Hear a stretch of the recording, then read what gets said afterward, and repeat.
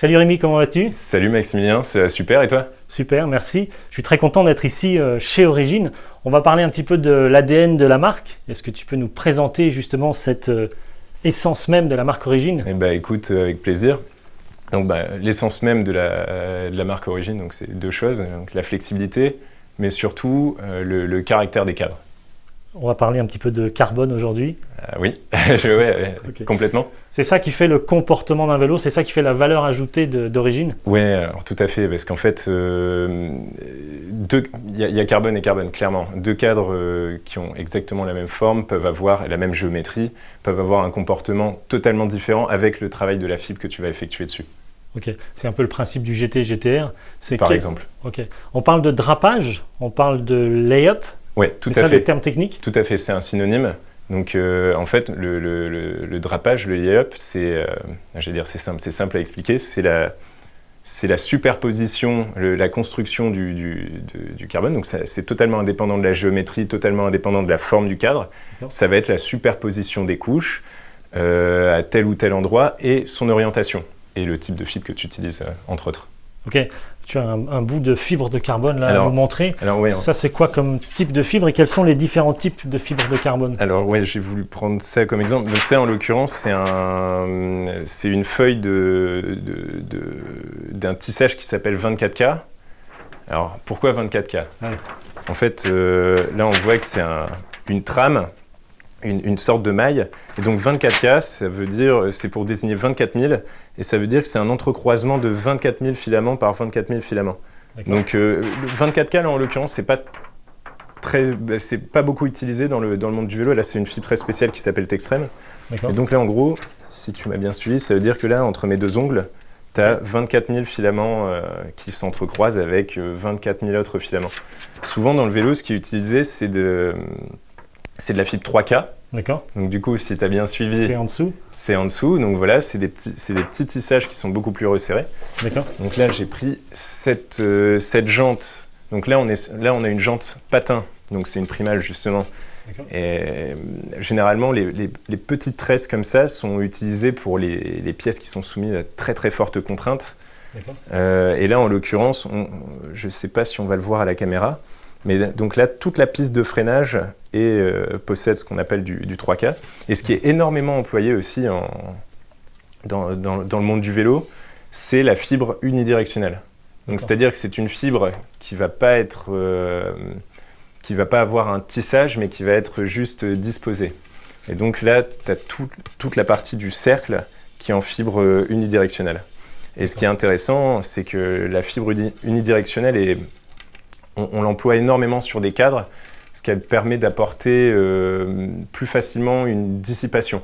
Une dissipation, c'est-à-dire une dissipation des vibrations, alors que la fibre avec des petits tissages comme 3K qui existent avec des qualités très très rigides, et elle est plutôt utile pour verrouiller le cadre à des endroits si tu veux pas que le cadre se déforme, etc. Donc tu en mets dans les endroits soumis à très très fortes contraintes comme la boîte, t'en as dans la douille, et là c'est pour ça que justement t'en vois sur le profil de la jante et dans le lit jante également. Ok. Est-ce que tu peux nous rappeler les différents types de fibres? Donc 3K, 24K, quelles sont les fibres utilisées sur un cadre carbone comme celui qui est derrière moi d'ailleurs, un GT ou un GTR?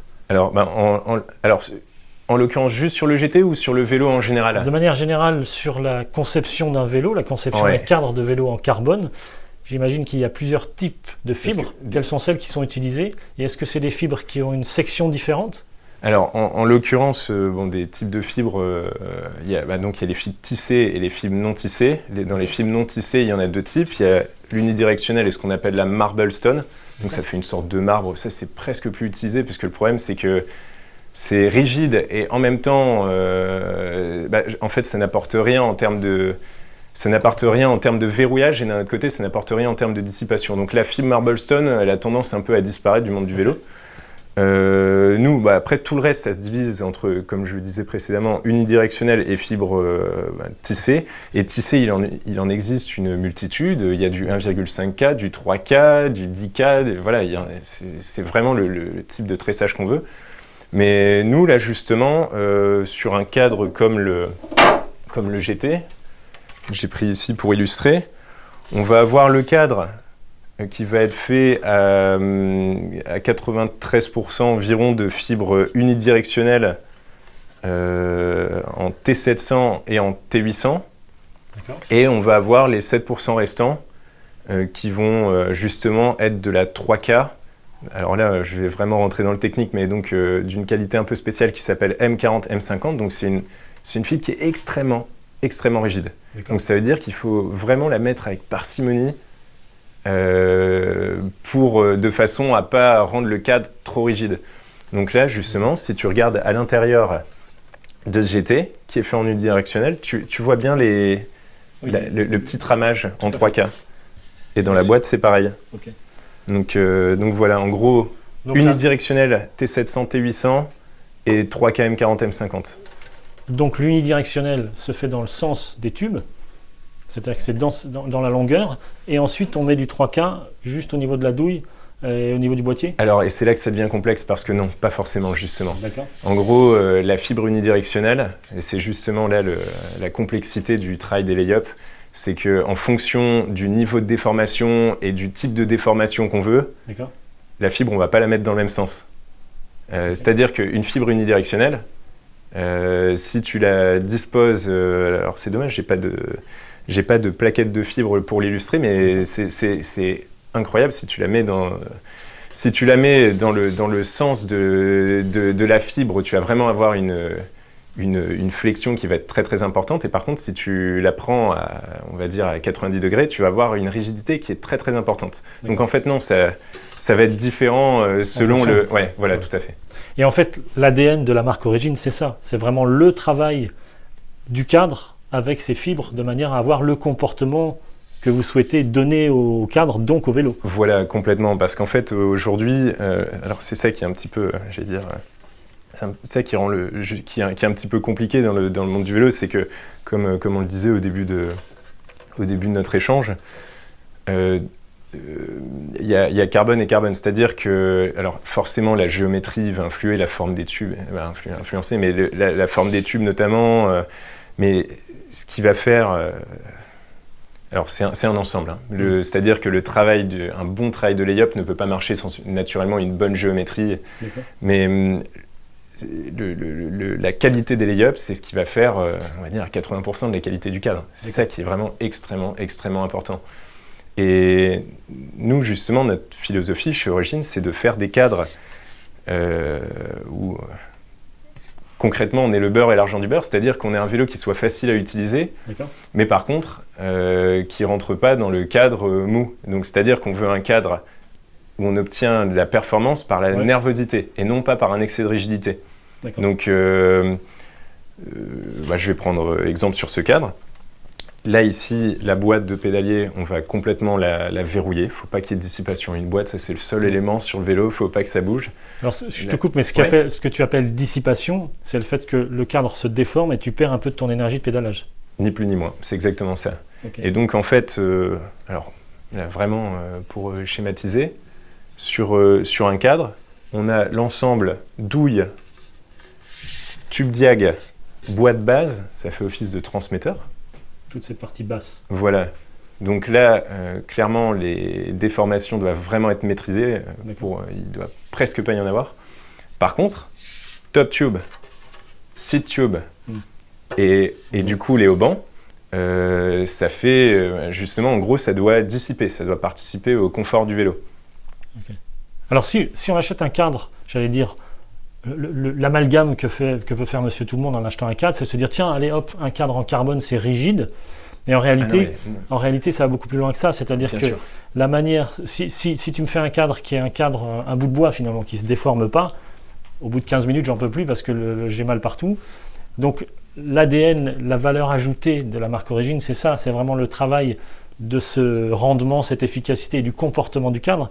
Et puis je crois que tu vas me parler aussi d'un concept que vous avez ici chez Origine, que j'aime beaucoup d'ailleurs. Le Dynamic Response. Voilà, le Dynamic Response, le mot magique. Oui, tout à fait. Alors justement, on est en plein dedans parce que en l'occurrence, qu'on a voulu introduire avec le Dynamic Response, donc c'est une technologie qu'on utilise également pour notre gamme Gravel et notre gamme Route. En fait, souvent, il y a des dogmes, on croit qu'un vélo ne doit pas se déformer, mais au contraire, un vélo doit vivre avec le cycliste, et notamment avec son cycle de pédalage. Et nous, le concept de Dynamic Response, c'est une réponse à la sollicitation dans le cycle de pédalage, c'est-à-dire que quand le cycliste transmet sa puissance dans un cycle de pédalage, on va avoir une déformation du cadre d'un côté, et l'idée c'est d'avoir une restitution, une réponse du côté opposé. Alors tout à l'heure on parlait de ressort. Voilà, c'est un petit peu comme on en a discuté ensemble. Tu avais parlé de l'exemple du bâton de marche. C'est ça, marche nordique. Mais en réalité, le principe, quand tu parles de déformation au pédalage, on est bien d'accord qu'on parle de déformation latérale. C'est à chaque fois qu'on appuie, le vélo se déplace de manière latérale. Bien sûr. Et donc le principe, c'est finalement un peu le principe de l'arc. Exactement, comme un arc avec une flèche. C'est une réponse à ce que tu donnes d'une part. Donc le dynamic response, d'une certaine manière, fait avancer le vélo aussi. Alors oui, attention, ça ne va pas pédaler à ta place, bien sûr, ça c'est clair et net. Mais par contre, en fin de sortie, si, entre guillemets, tu n'as plus de jus, ça va t'aider, le dynamic response, à rentrer chez toi. Et donc non, mais ça c'est clair et net. Alors que par contre, un vélo qui serait complètement verrouillé, qui ne bougerait pas, parce que le dynamic response, en réalité, le travail ne se fait pas au niveau de la boîte, mais surtout au niveau de tout le triangle arrière. D'accord. Et donc si tu as un vélo qui est complètement verrouillé au niveau du triangle arrière, tu vas avoir l'impression de subir le vélo et l'impression d'avoir, entre guillemets, les jambes cassées, quoi. Donc au final, ce qui est très important, très intéressant de dire ici, c'est que votre travail, le gros travail, se fait finalement sur la manière dont le cadre va restituer en fait cette énergie. Et donc vous allez calculer quoi ? Une sorte de déplacement, de réaction en millimètres ? Comment ça fonctionne ? C'est des couples, c'est de la... Il y a deux choses. Il va y avoir la déformation du cadre et la vitesse de retour. Okay. Et ça en fonction du type de cadre. Sur le GT, c'est pas la même chose que sur le GTR. Non, alors justement, on va prendre l'exemple du GT et du GTR. Parce que donc, comme je le disais, tous nos cadres carbone bénéficient de cette technologie que naturellement on ne peut pas faire sur de l'aluminium, parce que du coup c'est un matériau qui ne permet pas de faire ça. Mais donc sur l'exemple du GT, du GTR, le GT va également avoir le dynamic response, mais qui sera moins prononcé que le GTR. Donc c'est-à-dire que le GTR va offrir un niveau de nervosité encore plus élevé que le GT. D'accord. Donc en fait je résume, j'essaye de comprendre. Tu me connais maintenant, moi je suis curieux. Donc le bas du vélo est plutôt rigide pour faire avancer le vélo. Le haut du vélo est plutôt souple, un peu de flex pour un peu de confort.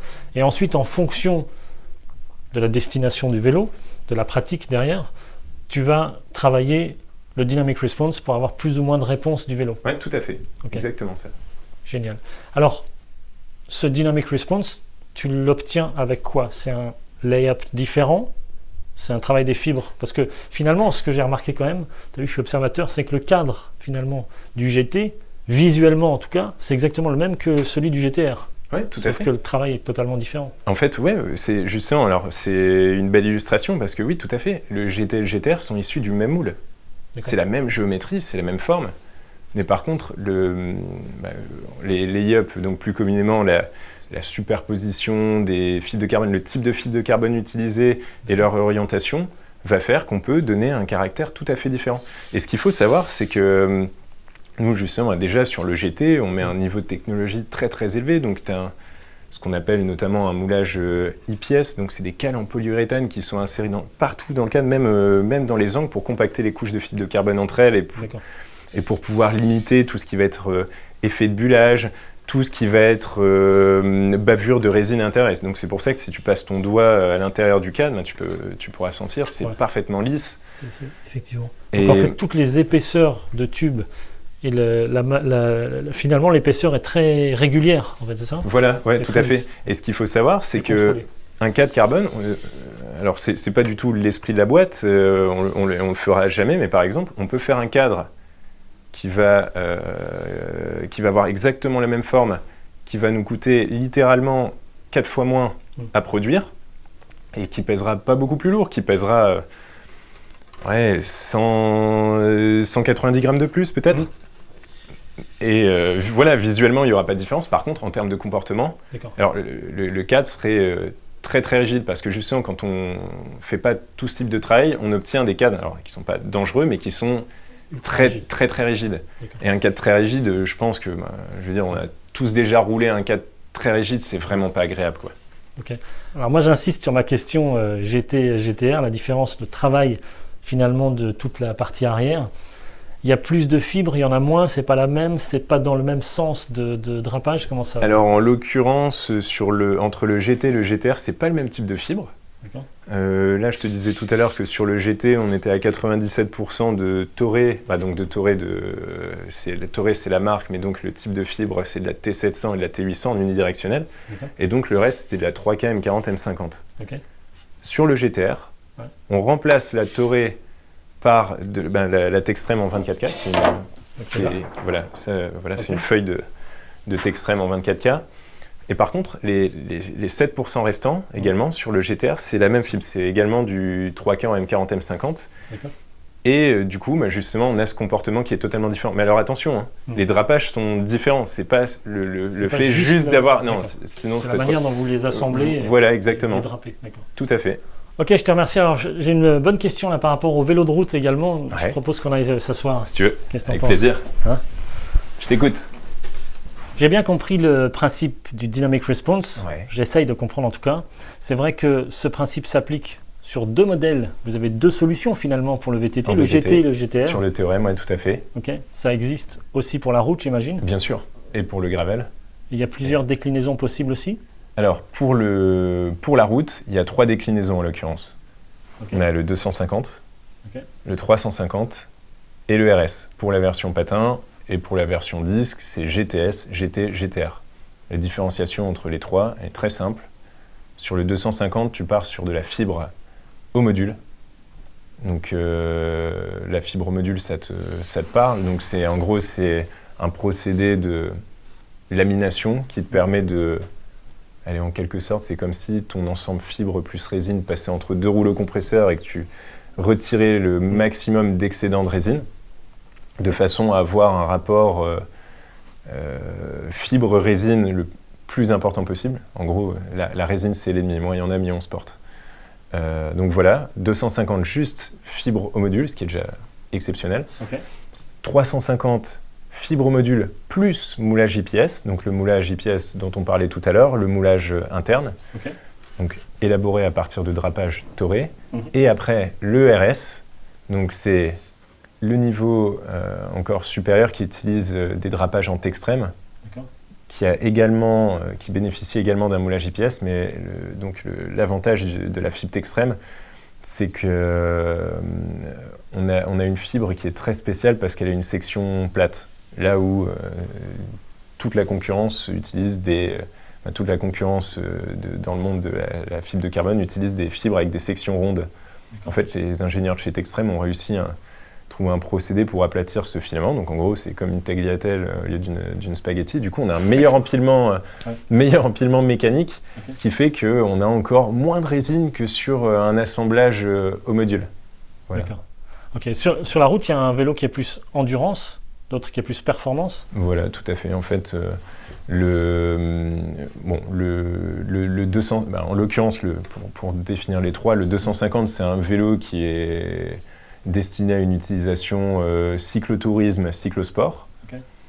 Le 350, c'est un vélo qui va être destiné vraiment purement aux cyclosportifs, donc notamment aux gens qui veulent faire de l'endurance. Et le RS, c'est pour un public qui va rechercher un niveau de nervosité encore supérieur. Donc ça peut être pour un cyclosportif qui aime bien un vélo qui envoie fort, ça peut être pour un coursier, etc. Il y a la même déclinaison pour les freins à patins, les freins à disque ? Exactement, ouais. Donc en gros 250, 350 RS, et sur la version disque, tu as le GTS, le GT et le GTR. Ok, si on veut plus d'informations au sujet des cadres, que ce soit pour VTT ou vélo de route, ou même gravel. Ou même gravel maintenant, on va sur le site de la marque Origine. Voilà, ouais, tout à fait. Donc origine-cycle.com, cycle au pluriel, où tu retrouves le configurateur, où tu peux t'amuser à construire ton vélo, mettre le type de roue que tu souhaites, t'es braqué, tu peux choisir ta couleur, etc. Bon, je te le présente, mais tu le connais. Oui, je me suis bien amusé déjà sur le configurateur, c'est assez sympa. Je te remercie Rémi, merci beaucoup de m'avoir reçu ici, d'avoir répondu à toutes mes questions au sujet du drapage layup carbone chez Origine. Merci beaucoup. Merci beaucoup de ta visite, à bientôt.